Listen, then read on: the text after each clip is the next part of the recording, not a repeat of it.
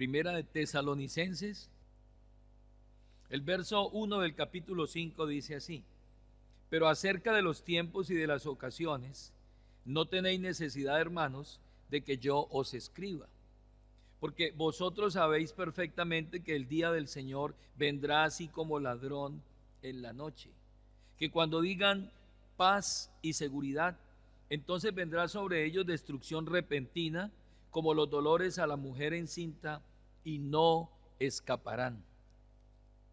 Mas vosotros, hermanos, no estáis en tinieblas, para que aquel día os sorprenda como ladrón, porque todos vosotros sois hijos de luz e hijos del día, no somos de la noche ni de las tinieblas.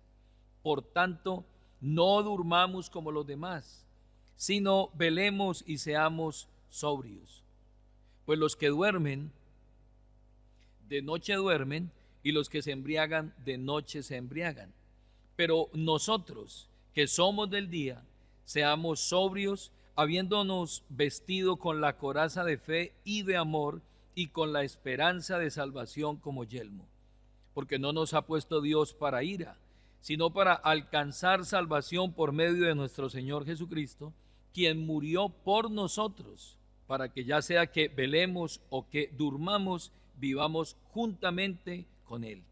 Por lo cual, animaos unos a otros y edificaos unos a otros, así como lo hacéis. Amén. Oremos al Señor en esta hora. Padre Celestial, muchas gracias. Estamos agradecidos contigo en esta preciosa noche. Doy gracias por la vida de cada uno de los creyentes aquí congregados.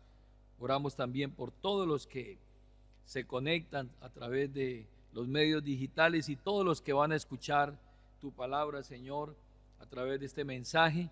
Te pedimos que esta palabra obre en sus vidas, produzca el efecto, Señor, produzca los frutos necesarios para que tu nombre sea glorificado a través de nuestras vidas.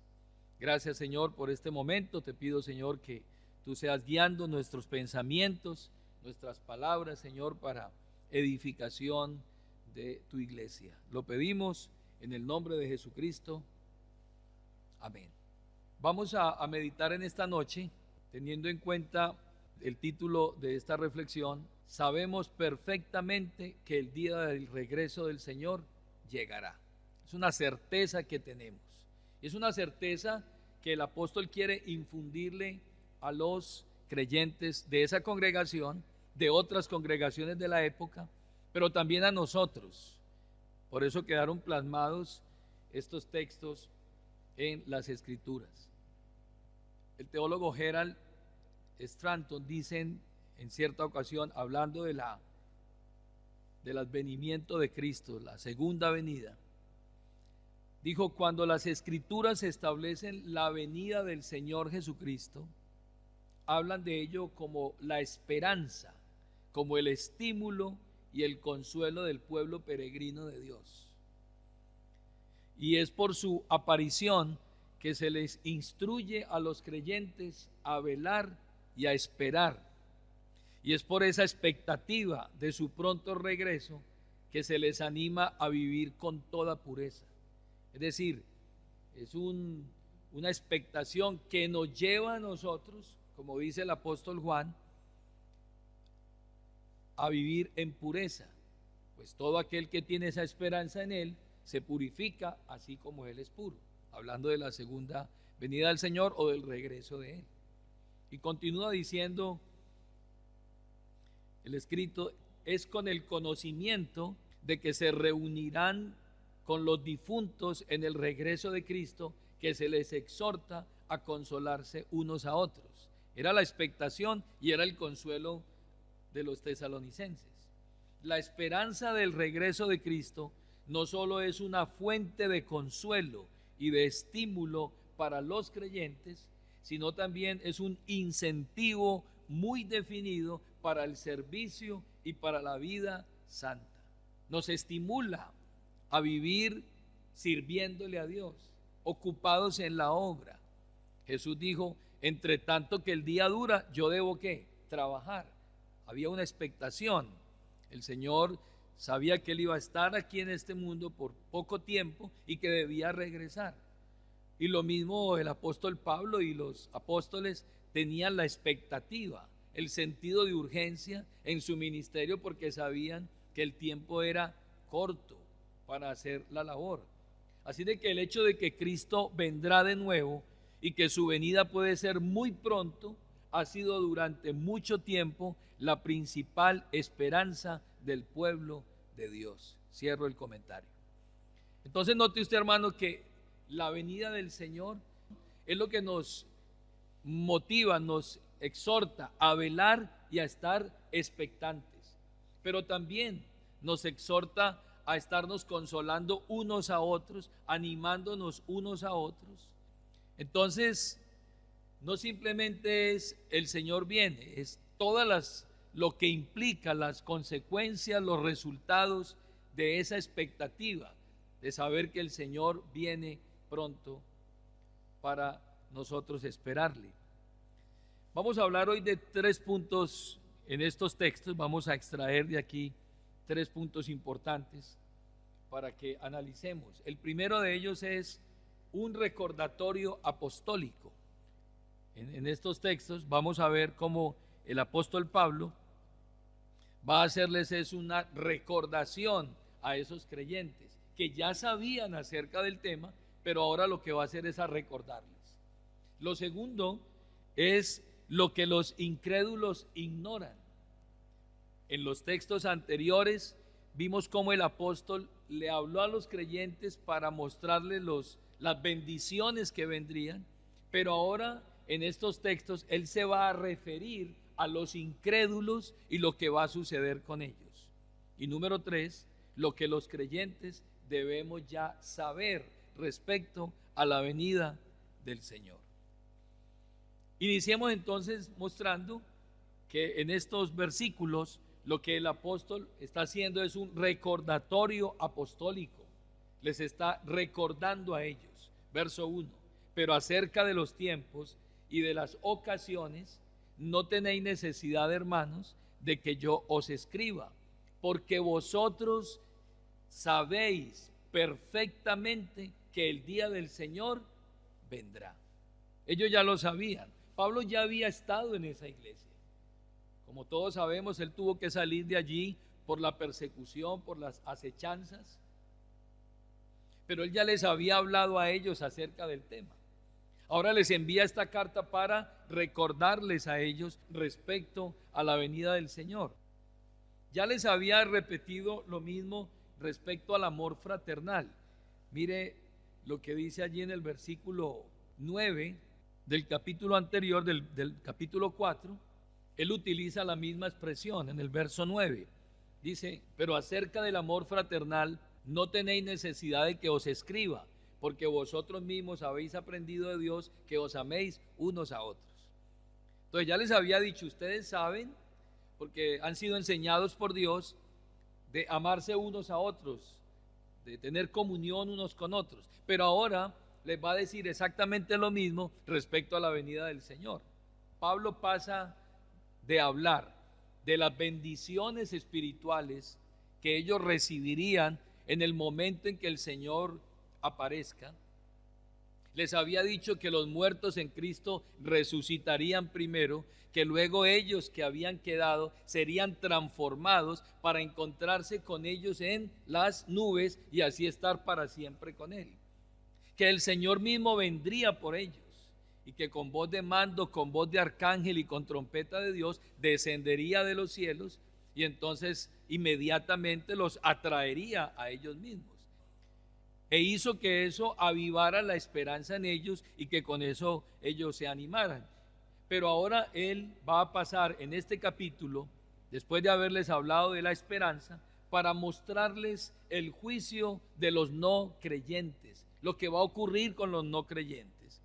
Y cómo les dice a ellos que tenemos que estar nosotros a la expectativa, porque viene un juicio para los no creyentes en el día del Señor. Pablo entonces los va a exhortar a ellos a vivir una vida piadosa a la luz del juicio que vendrá sobre este mundo, en lugar de detenerse en estar calculando y mirando y haciendo cálculos inútiles respecto a los tiempos proféticos. Ese registro o ese comentario lo hace John MacArthur acerca de este texto específicamente, que lo que el apóstol quiere es decirles a ellos: ustedes tienen que estar viviendo una vida piadosa a la luz de ese juicio que vendrá sobre el mundo, y no detenerse a querer estar mirando los tiempos, las fechas, los acontecimientos, sino que ustedes deben de enfocarse en lo que deben de enfocarse. Otra versión de este versículo dice: ahora bien, hermanos, ustedes no necesitan que se les escriba acerca de tiempos y fechas, porque ya saben que el día del Señor llegará como ladrón en la noche. Y dice tiempos y fechas. No tienen que estar ustedes mirando a ver qué es lo que está pasando, y antes, por el contrario, debieran estar velando y viviendo una vida piadosa y estar enfocados en lo que tienen realmente que hacer. Entonces, siempre ha habido una tendencia, siempre los creyentes se ven motivados por estos temas antes de estar enfocados en vivir y en cumplir la gran comisión que se nos ha sido encomendada. Usted note en los discípulos que ellos, en el libro de los Hechos, capítulo 1, el verso 6, le preguntaron al Señor. Entonces los que estaban reunidos con él le preguntaron: Señor, ¿es ahora cuando vas a restablecer el reino de Israel? O sea, ellos están preguntando por eventos escatológicos, y el Señor les responde: no les toca a ustedes saber los tiempos y los eventos que han de acontecer, que el Padre tiene en su sola potestad. A ustedes les corresponde recibiréis poder cuando haya venido sobre vosotros el Espíritu Santo, y me serán ¿qué? Testigos. Entonces, podemos decir en esta hora que esos que están velando y esperando no tienen necesidad de que se les diga cuándo vendrá la hora, cuándo será el momento, porque siempre estarán ¿qué? Listos, siempre estarán listos. No hay necesidad de estarles mostrando cosas y lo que está sucediendo aquí, lo que está sucediendo allá. Ellos no se preparan en razón a lo que está sucediendo. Ellos están preparados para lo que está sucediendo. Ya están listos. Entonces, ese es el mensaje apostólico. Ustedes tienen que estar velando. Y aparte de lo que está sucediendo, porque en todas las épocas, en todos los tiempos han habido momentos difíciles. ¿En qué tiempo no han habido guerras? ¿En qué tiempo no ha habido pestes? ¿En qué tiempo no han habido cataclismos? En todos los tiempos. Entonces, tenemos que estar, cada creyente en cada época, estar ¿qué? Expectantes de lo que está pasando. Ahora, el apóstol pasa en el versículo 3 a mostrar lo que va a pasar con los incrédulos, lo que los incrédulos ignoran respecto a este momento. Note usted el versículo 2: porque vosotros sabéis perfectamente que el día del Señor vendrá así como ladrón en la noche, que cuando digan paz y seguridad, entonces vendrá sobre ellos destrucción repentina, como los dolores a la mujer encinta, y no escaparán. Cuando dice el versículo 3, cuando digan, la pregunta es, cuando digan ¿quiénes son los que van a decir eso? Paz y seguridad. Pero la pregunta es, cuando digan, ¿a quién se está refiriendo? Pues se está refiriendo a los incrédulos que ignoran totalmente este momento. ¿Qué ignoran? Ignoran totalmente la venida del Señor. Están totalmente ajenos. Ellos están en su mundo, en sus proyectos, en sus pensamientos, en sus propósitos, en sus metas, en sus sueños. Ellos no tienen absolutamente nada que ver con las cosas de Dios. Y el apóstol dice, porque vosotros sabéis perfectamente que el día del Señor vendrá. ¿Cómo vendrá? Así como. Y él va a establecer un comparativo. Cuando dice cómo, no quiere decir qué es, sino que está estableciendo una comparación. Cuando la Biblia dice, por ejemplo, que el enemigo está como león rugiente mirando a quién devorar, no está diciendo que Satanás es un león, sino que se comporta como león rugiente buscando alrededor para devorar. Aquí lo que está diciendo es como ladrón en la noche. Entonces el apóstol en esta imagen sigue la parábola del Señor, o sigue las palabras del Señor cuando él expresó su venida, que sería totalmente ¿qué? Sorpresiva para este mundo. Es decir, para este mundo va a ser una sorpresa la venida del Señor. Ya lo había dicho el Señor a sus discípulos. Váyase allí a Mateo capítulo 24. Ya el Señor había dicho a sus discípulos lo que su venida representaría para el mundo. Mateo 24, 43. Dice el texto: pero sabed esto, que si el padre de familia supiera a qué hora el ladrón habría de venir, velaría y no dejaría minar su casa. Por tanto, también vosotros estad preparados, porque el Hijo del Hombre vendrá a la hora que no pensáis. Y en el verso 42 dice: velad pues, porque no sabéis a qué hora ha de venir vuestro Señor. Entonces el apóstol está tomando exactamente las mismas palabras del Señor Jesús. Y Pedro también, allí en el capítulo 3, versículo 9 de su segunda carta, precisamente también habla de qué representa la venida del Señor para el mundo. Dice verso 8: mas, oh amados, no ignoréis esto, que para con el Señor un día es como 1000 años, y 1000 años como un día. El Señor no retarda su promesa, según algunos la tienen por tardanza. Algunos la tienen ¿por qué?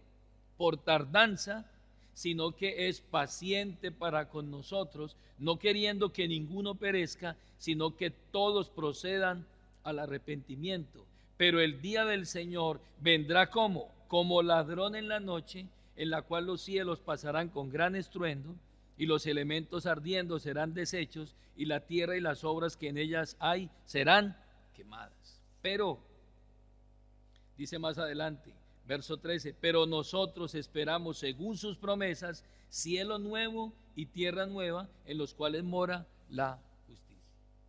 Entonces, para el mundo será tan silencioso, será tan sorpresivo esa venida, que será como ladrón en la noche. El ladrón no solo no da ningún aviso, el ladrón no le avisa a la persona que va a llegar a su casa a robarle. No le va a mandar una postal o le va a mandar una carta. No, el ladrón llega en el momento en que menos esperan. Y no solamente eso, sino que toma todas las precauciones para evitar que esa persona sepa que él va a llegar. Todas las precauciones. No se van a dar cuenta de lo que va a ocurrir. Es decir, están totalmente ¿qué? Inhibidos, no saben de esa venida. Tampoco les interesa, porque quieren vivir su vida. Entonces, ese es el corazón del mundo. Ellos, lo que el apóstol está diciendo aquí es que ellos ignoran totalmente este evento y no quieren saber de este evento. Claro, en el momento en que el Señor llegue, obviamente se manifestará y ellos lo sabrán en el momento, pero no, lo que quiere decir el apóstol aquí es que ellos no lo están esperando como usted y yo lo estamos esperando. Lo segundo es que ellos ignoran que el Señor vendrá sobre ellos con destrucción y que no escaparán. Los creyentes estamos esperándolo y dice que estaremos para siempre con el Señor. Pero los no creyentes, vendrá sobre ellos destrucción. Mire lo que dice el verso 3: que cuando digan paz y seguridad, entonces vendrá sobre ellos destrucción repentina, como los dolores a la mujer encinta, y no escaparán. Es el dicho del mundo, porque dice cuando digan, cuando digan. ¿Qué escucha uno decir al mundo? No, estamos bien, estamos tranquilos, estamos relajados, todo va sobre ruedas y no hay peor condición del pecador que él crea que está bien, que él está 10 puntos, cuando él tiene ese momento que finalmente, como dice el texto, vendrá sobre ellos ¿qué? Destrucción repentina. Había un dicho en el tiempo antiguo, específicamente en esos habitantes en Tesalónica, que ellos por estar salvaguardados por el imperio romano, por estar salvaguardados por los ejércitos romanos, ellos se sentían que muy seguros, estamos protegidos por el imperio, y el mensaje de ellos era paz y seguridad, era la confianza de ellos mismos o en ellos mismos, y es el mensaje equivocado de muchos líderes que le están diciendo a la gente, tranquilos que todo va bien, todo va perfecto. Y ese fue el mensaje en el tiempo de Jeremías. Los profetas falsos y los líderes falsos le estaban diciendo a la gente, tranquilos que aquí no pasa nada, todo está tranquilo. Pero no era verdad. Vayas a Jeremías capítulo 6, el verso 13 al verso 19. Porque desde el más chico de ellos hasta el más grande, cada uno sigue la avaricia. Y desde el profeta hasta el sacerdote, todos son ¿qué? Engañadores. Y curan la herida de mi pueblo con liviandad, diciendo, paz, paz. ¿Y qué? Y no hay paz. ¿Por qué? Porque no hay paz para el impío, dijo mi Dios. Pero los profetas mentirosos, los sacerdotes y los líderes mentirosos le decían a la gente, tranquilo que usted está bien, no hay ningún problema. Versículo 15, se han avergonzado de haber hecho abominación, ciertamente no se han avergonzado, ni aún saben tener vergüenza, por tanto caerán entre los que caigan, cuando los castigue caerán, dice Jehová. Así dijo Jehová, paraos en los caminos y mirad, y preguntad por las sendas antiguas cuál sea el buen camino, y andad por él, y hallaréis descanso para vuestras almas. Mas ellos dijeron que no andaremos. Verso 17, puse también sobre vosotros atalayas que dijesen, escuchad el sonido de la trompeta. Y ellos dijeron que no escucharemos, no vamos a escuchar. Pero ellos estaban confiados en ¿qué? En su estabilidad. Paz, tenemos paz, cuando no había paz. Estaban dormidos, estaban ebrios, estaban ocupados en sus cosas. Y además de eso tenían profetas y líderes mentirosos que le estaban simplemente rascando los oídos y diciéndoles que no estaba pasando nada. Pero el Señor dice que vendrá sobre ellos ¿qué? Destrucción repentina y no escaparán. Hermanos, como es de real que una mujer que esté embarazada, que esté encinta y que llegue el momento del alumbramiento, tiene sí o sí que nacer ese bebé, le producirá dolor y tendrá que producirse ese nacimiento. El Señor está diciendo, así como la mujer encinta, cuando empiezan los dolores, tiene que nacer esa criatura, así vendrá la destrucción para ellos. O sea, es una destrucción inminente. Aquellos que no esperan al Señor, aquellos que se burlaron, aquellos que finalmente se ampararon en sus comodidades y en todo lo de ellos, vendrá sobre ellos destrucción repentina y no escaparán de ese momento. En el libro de Amós, capítulo 9, hay un versículo muy impactante, porque hermanos, el mundo piensa que se va a salir con la suya, que se van a burlar de Dios, que la obra de Cristo fue ineficaz, pero la obra de Cristo fue para salvación, y aunque han pasado 2000 años, esa obra hasta hoy permanece. Dios sigue salvando personas, pero el mundo se burla de esa obra. Pero cuando el Señor regrese, dice el libro de Amós capítulo 9, el versículo 1 al verso 5, hablando precisamente del juicio de Dios, que son ineludibles. O sea, el hombre no podrá escapar de ese momento. Dice, vi al Señor que estaba sobre el altar y dije, derriba el capitel y estremézcanse las puertas y haz los pedazos sobre la cabeza de todos, y al postrero de ellos mataré a espada. No habrá de ellos quien huya ni quien escape. Está hablando del juicio de Dios. Aunque cavasen hasta el Seol, de allá los tomará mi mano, y aunque subieren hasta el cielo, de allá los haré descender. Es Dios dando un veredicto, haciendo un juicio contra el hombre. Verso 3, si se escondieren en la cumbre del Carmelo, allí los buscaré y los tomaré.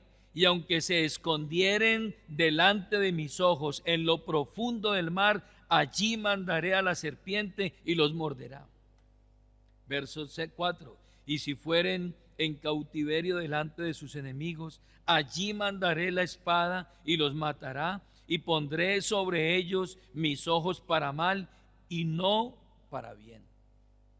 Verso 5, el Señor Jehová de los ejércitos es el que toca la tierra y se derretirá, y llorarán todos los que en ella moran, y crecerá todo como un río, y mermará luego como el río de Egipto. Note usted aquí que cuando Dios dice que va a destruir, el hombre puede burlarse, evadir, pero dice, no escaparán. Aunque se vayan a lo profundo del mar, de allá los voy a sacar. Si se fueren arriba al monte del Carmelo, de allá los voy a bajar. Si se fueren a lo más alto del cielo, de allí los voy a hacer descender. Pero que el castigo vendrá, vendrá. Y eso es lo que ignoran los no creyentes, los incrédulos, que ellos se burlarán de Dios, que ellos pueden esconderse de ese momento. Y ese es el juicio que vendrá cuando el Señor aparezca por segunda vez. Pero a la iglesia, a los creyentes, verso 4 dice, mas vosotros, hermanos, no estáis en tinieblas para que aquel día os sorprenda como ladrón. Porque todos vosotros sois hijos de luz e hijos del día. No somos de la noche, no somos de las tinieblas. No en las tinieblas del entendimiento. Ustedes tienen el entendimiento. Cuando la Biblia habla de tinieblas o de oscuridad, está hablando de qué? De entendimiento, de saber las cosas. Ustedes no son ignorantes, ustedes las saben. Ustedes no ignoran eso. Ustedes no andan en tinieblas espirituales, ni en tinieblas del entendimiento, ni mucho menos en tinieblas morales, es decir, en un estado de pecado, viviendo en pecado. No, ustedes no lo hacen eso. Dice Juan capítulo 12, el versículo 35, el Señor hablando, precisamente hablando de que somos hijos de la luz. Entonces Jesús les dijo, aún por un poco está la luz entre vosotros. Andad entre tanto que tenéis luz, para que no os sorprendan las tinieblas, porque el que anda en tinieblas no sabe a dónde va. Entre tanto que tenéis la luz, creed en la luz, para que seáis hijos de ¿qué? De luz. Nosotros somos hijos de luz, no somos de las tinieblas, para que andemos ignorantemente, inmoralmente. No podemos hacerlo. Pero tampoco podemos ignorar, esto ya es para los creyentes, que debemos estar ¿qué? Velando por la venida de Cristo. Nosotros tenemos que estar ¿qué? Despiertos. Tenemos que estar a la expectativa. Un teólogo llamado Edmund Clogney dijo estas palabras: nosotros los cristianos profesamos ser gente del día, no gente de la noche, Por lo tanto, nuestro trabajo debería ser trabajo del día, no de la noche. Nuestra conducta tal que soporte el ojo del día y tal que no necesite el velo de la noche. Es decir, nuestro comportamiento del día. Claridad. Y que no solamente estemos expectantes, sino que estemos armados. Vaya allí al texto que estamos mirando, en el versículo 8. Dice, pero nosotros que somos del día, seamos sobrios, habiéndonos vestido con la coraza de fe y de amor y con la esperanza de salvación como yelmo. Entonces el tema aquí no es solo que tenemos que estar despiertos, que tenemos que estar sobrios, que tenemos que estar velando, sino también estar ¿qué? Armados, no solo vigilantes, sino también a la expectativa, defendiéndonos con las armas que Dios nos ha dado. Y aquí el texto habla de la coraza de fe y de amor. Habla de un arma defensiva que proteja nuestro corazón, nuestro pecho.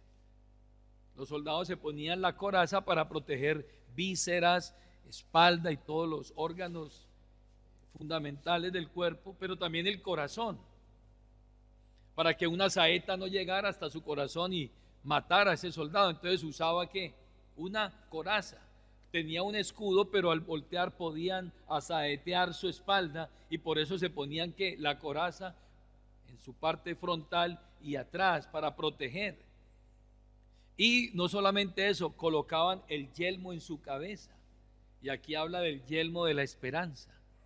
Entonces tenemos la fe, la esperanza y el amor, que son esos tres dones de gracia que Dios nos ha dado para estar expectantes respecto a la venida del Señor.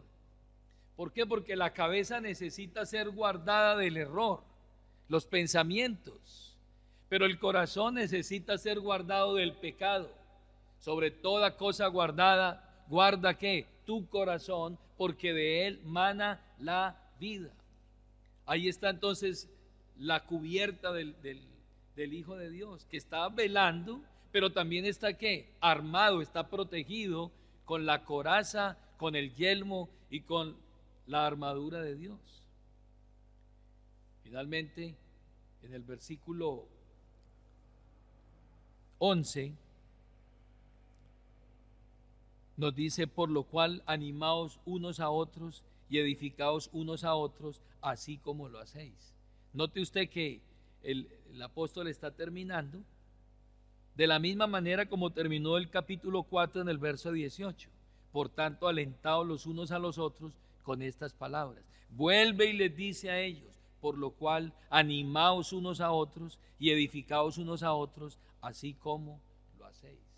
Dos cosas que debemos hacer. Uno, animarnos unos a otros. Y dos, edificarnos unos a otros. Estar continuamente hablando de estos temas, compartiendo estos temas. Y me impactó mucho un versículo de Malaquías capítulo 3, el verso 16, cuando habla de la edificación de unos a otros.